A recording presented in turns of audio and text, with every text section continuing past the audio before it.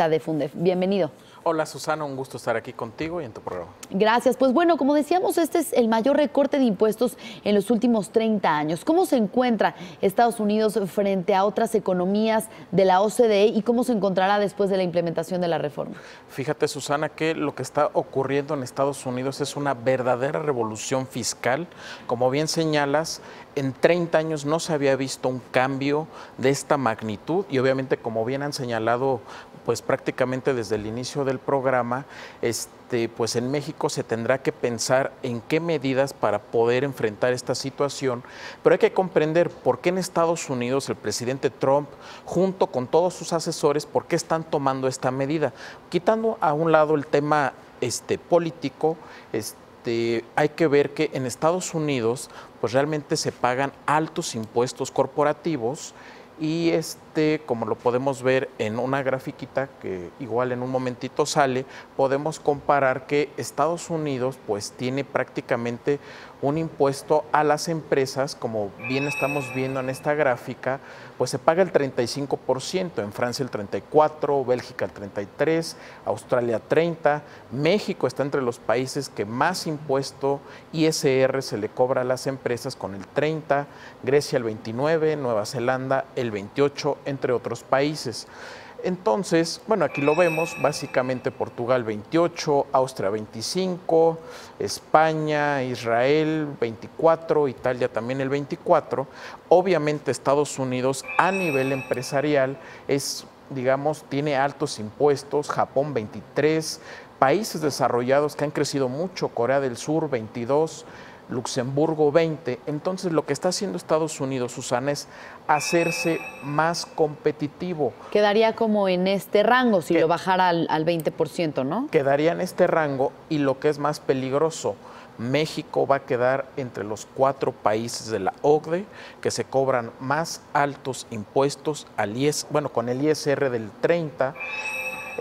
Obviamente Estados Unidos pues va a quedar todavía un poco arriba de Alemania, Canadá, Letonia, pero yo creo que lo vuelve muy competitivo, Suiza.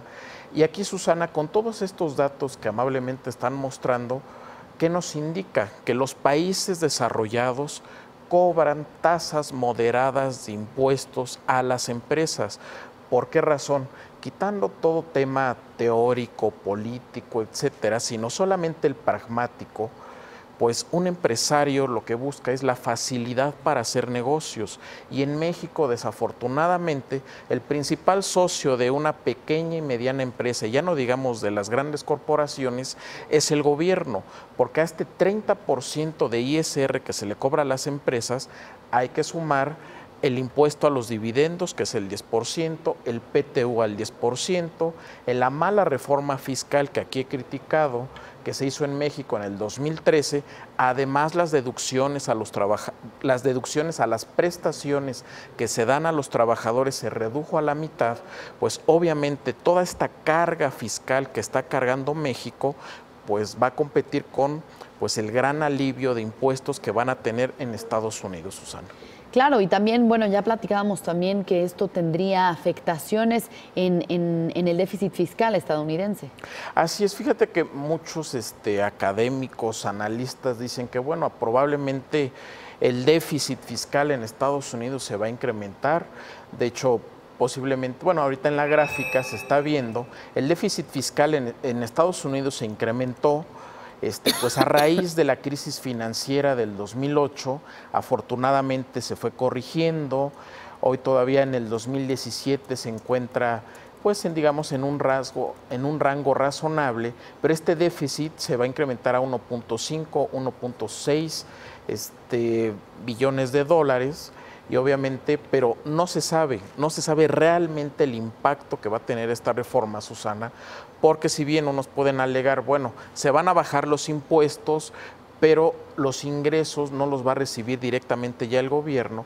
Sin embargo, Susana, lo que sí hay que pensar es qué va a pasar si con todo este dineral que va a llegar a Estados Unidos, además las grandes corporaciones, las pequeñas y medianas empresas van a tener facilidad para crear más negocios, pues probablemente este déficit fiscal en una de esas le llega a salir a Trump y pues realmente no se incrementa y la economía de Estados Unidos puede crecer al 3%. ¿Y qué vamos a hacer aquí en México? Aquí en nuestro país estuvimos durante mucho tiempo, Susana, discutiendo y debatiendo el TLC. El TLC, podemos vivir sin tratado de libre comercio, pero ¿cómo vamos a poder competir, Susana, si tenemos impuestos muy altos? En México durante muchos años se ha desaprovechado la cultura empresarial que tiene prácticamente todos los mexicanos. Uno ve en las calles, en las comunidades, cuánto changarro no hay, Susana. Justamente por eso en México también tenemos una economía informal muy alta, porque la gente prefiere poner su changarrito por fuera que meterse a la economía formal, que le va a cobrar altos impuestos. Aquí yo creo que es un llamado de atención muy serio a la forma en que se ha estructurado la economía de México, Susana, porque debemos de tener en cuenta esta capacidad empresarial que tenemos en México y que desafortunadamente se ha desaprovechado. Y bueno, Trump lo hemos criticado, tiene muchos defectos, algunos puntos en los que no estamos a favor, pero yo creo que la reforma fiscal que está haciendo en Estados Unidos, si le llega a salir en la implementación, pues va a tener un éxito económico por ahí. Pues habrá que ver bajo qué términos se aprueba esta reforma fiscal y los efectos que tenga tanto en México como en Estados Unidos. Jorge, gracias por el análisis.